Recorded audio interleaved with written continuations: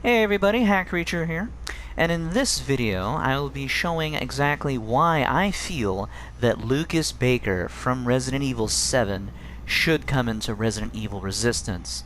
And you will see that Lucas Baker and his entire scenario in Resident Evil 7 is actually a prototype for the entirety of Resident Evil Resistance. It all came from Lucas, it all came from this. And now, Neobards has officially said before Resistance came out that it is not canon to the rest of the games, but I do know that they have tried very hard to work it into canon, to make a fluid story that can fit seamlessly into the normal games, but it's still not canon.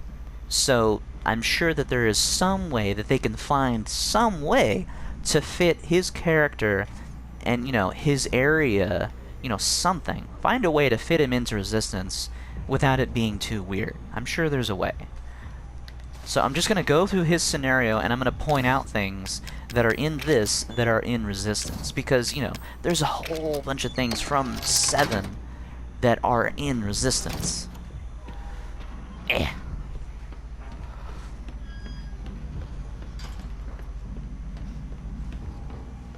Let's play!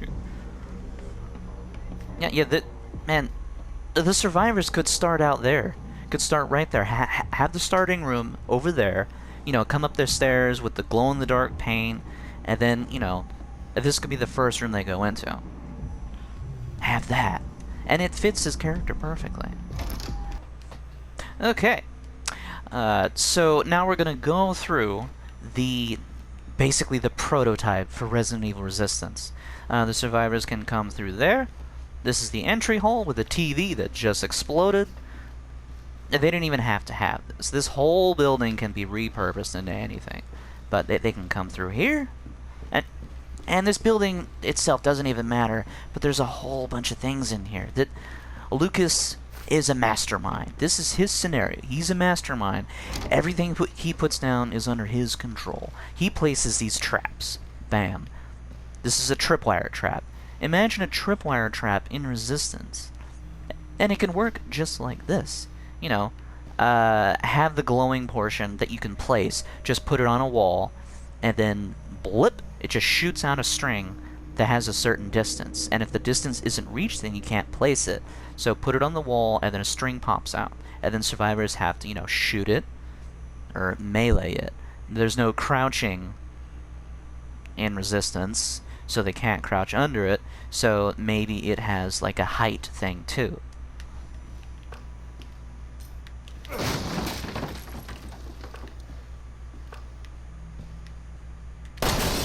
Survivors can shoot the trap. Survivors can melee the trap. I'm not gonna melee the trap. Because I'm a smart survivor! More traps. The mastermind is putting down more traps. He has a huge whole scenario, a long hallway of traps and creatures. Right now, this is just the trap portion. Got a trap there. Got a tripwire trap coming out from underneath this table. Got a tripwire trap right there in the middle.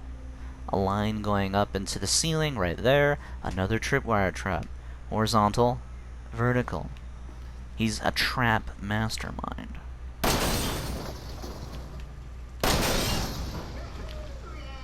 I'm using enhanced handgun ammo for traps. I totally forgot I switched to those. So I'm being an idiot right now, but it's okay. So obviously Lucas is a mastermind who uses traps and creatures. So in Resistance, that's what he could be. His specialty could be, traps. Tripwire traps, to be exact. And then his other specialty could be creatures. Not creature buffs, but just creatures. And look at that. See that? I have psychostimulants on, so there's nothing in the box. This is a booby trap. And maybe there's something that Lucas can put down in Resident Evil Resistance that's a booby trap, and, survivors have to choose. Maybe he can also have decoy keys, but if you get the decoy key, it blows up.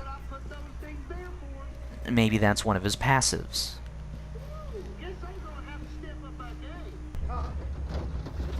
Bam.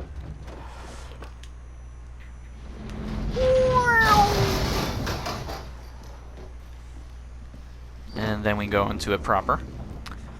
And so this is the proper actual, like, creature portion of his thing. This could be Zone 2. You know, Area 1 could be that whole place. And you need all the keys. Maybe his passive is some keys are real, some keys are booby-trapped. Spencer has something similar, but they're not booby-trapped. Maybe these ones explode. You know, this is the place where you put down the keys, and you get into Area 2. Area 2. Bam. It's... in this game, it's actually smaller than Area 1, but, you know, Area 2. And he has creatures. I'm repeating myself, I understand that. Is my psychostimulant still on? Nope.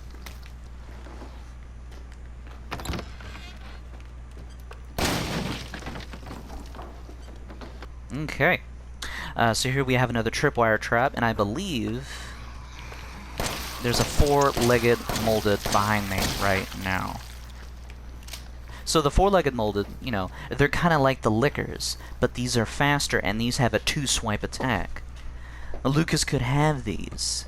You know, there's the armored molded, the fat molded, the normal molded, and these guys. These guys would be better than the lickers, and, you know, to compensate, you know, they'll have little health.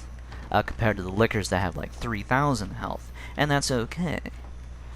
And then over here we have the armored molded and some normal molded, I believe. And so here, this is another area. I mean, it's not, you know, Area 3, but yeah. Here we have some creatures. This is a normal molded. And then we have a crawler molded.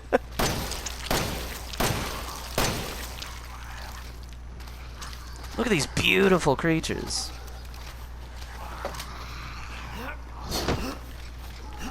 They have a lunge attack. They have a long-range lunge attack. There's no creature in Resident Evil Resistance that has a long-range attack.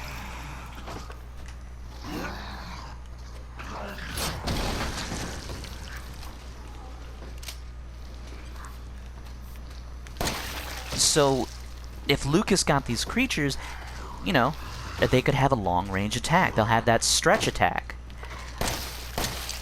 And the armored molded, you know, now it'd be kind of weird if Lucas came in and, you know, he would bring in like 4 different creature cards, then everyone would use them. So perhaps the armored molded would be his Area 2 card.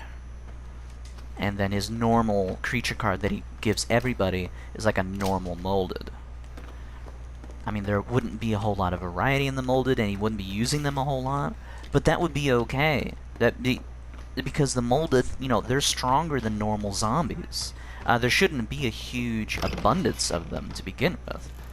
But if you can see, you know, that this whole zone is a prototype for Resident Evil Resistance. The whole level.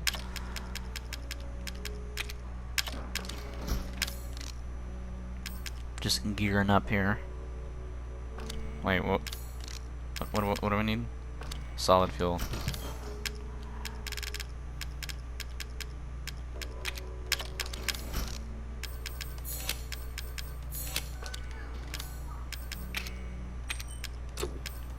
Gearing up for the fight. So what would Lucas's ultimate be? What could he have? Well, there's choices. If Neobards didn't want to bring in Jack,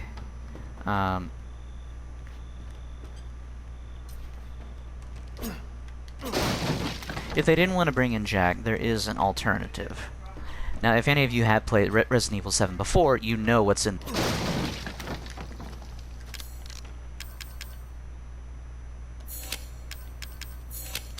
Nice. And the Fat Molded are awesome.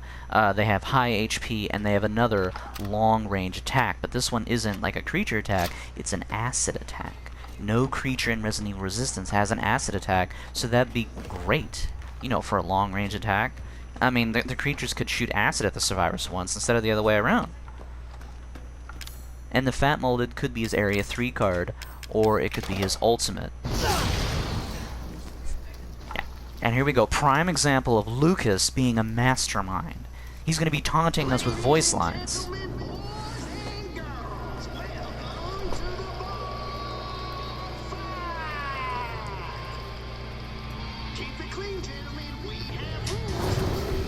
Here we go. Here's his ultimate, or his Area 3 card.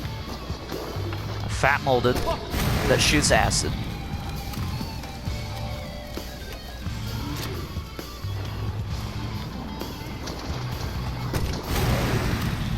It's how you deal with hardships in life that makes you a man.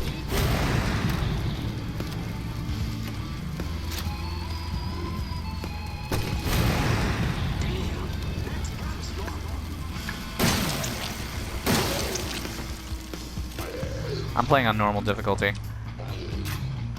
It looks like it's dead. But anyway, okay, cool. When he falls down, he explodes, and then there's acid everywhere. He has a long-range attack, you know, one sweep of acid, and then he has a close-range acid attack, which I didn't get to showcase. But that's the whole thing. That's his Area 3 card. Or maybe his ultimate, if he didn't want to use Jack with the scissor saw. And then there's one last thing I would like to show you. I'm not going to do the whole Lucas scenario. I'm just going to show you this one last part. So, yeah, this whole Lucas scenario is a prototype for Resident Evil Resistance. A mastermind putting you through a deadly game of traps and creatures.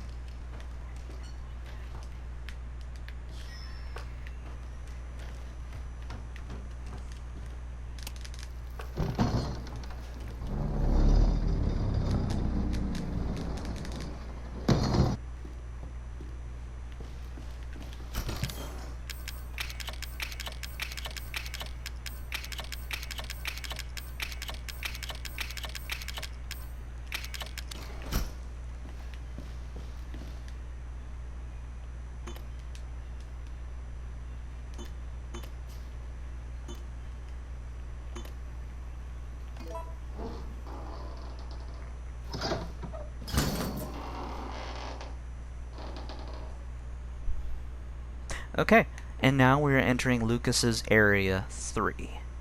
I mean, yeah, there was the Fat Molded over there, but this is the Area 3. This doesn't have to be the entire Area 3, but, you know, it's cool, because this in here is actually a real-life testing facility where there's a game. Now, but it just further shows that Lucas is about games. Lucas is about deception, misdirection, creatures and traps. So his things could be traps and creatures. And then right here... Oh, hey, buddy. Have a nice day. Hey, buddy. Nice seeing you. See this guy here? This is the Jester. This is the Jester in Resident Evil Resistance. This is Resident Evil 7. But this is where they got the idea for the Jester. There's his hair. There's the bloody face. And then over here... Oh, apparently you can't see.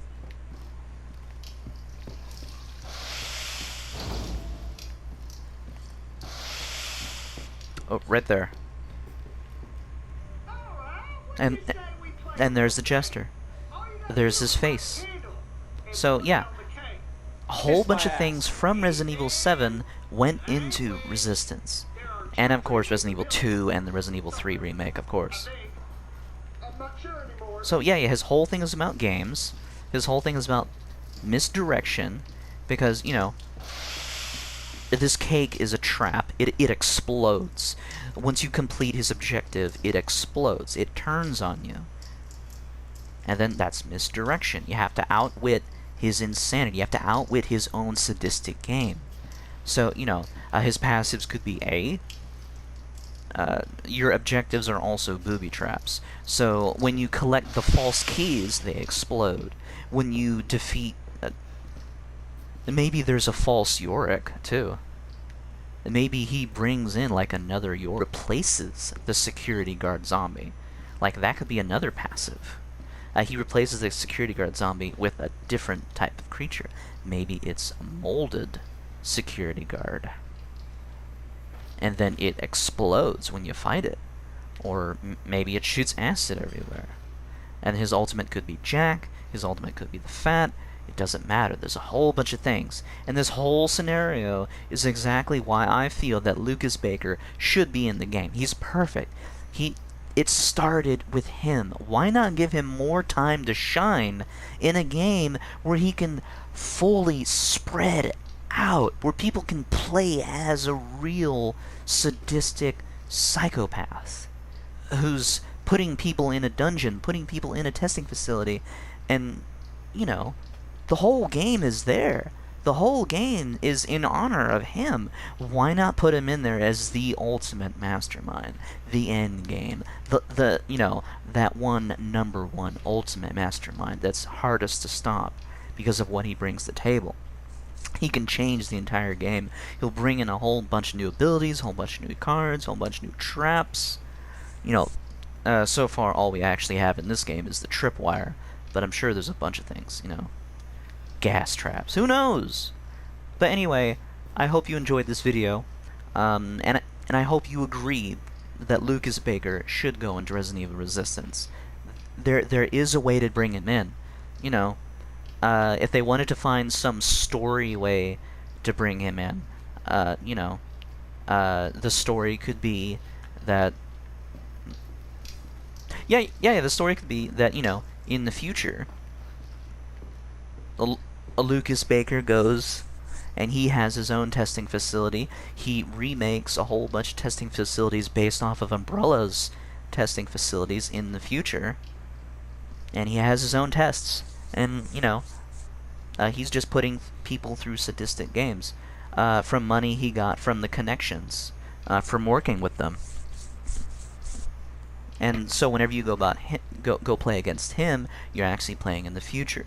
You know, Jill is in the future too. All the other characters who were there, it doesn't even matter. They're just pawns in his game. They're just people who have been kidnapped. Yeah, they were there in the testing facility in Raccoon City before it exploded, but now they're also in the same testing facility with Lucas in the future to the game, and make it fit seamlessly into the story. There is a way, and it's not hard. You just have to, you know, use your brain and have some imagination. It's possible, and I hope you agree too. Anyway, I hope you enjoyed this video, and, you know, let me know what you think in the comments below. And if you enjoyed this, please press like, and as always, have a great day.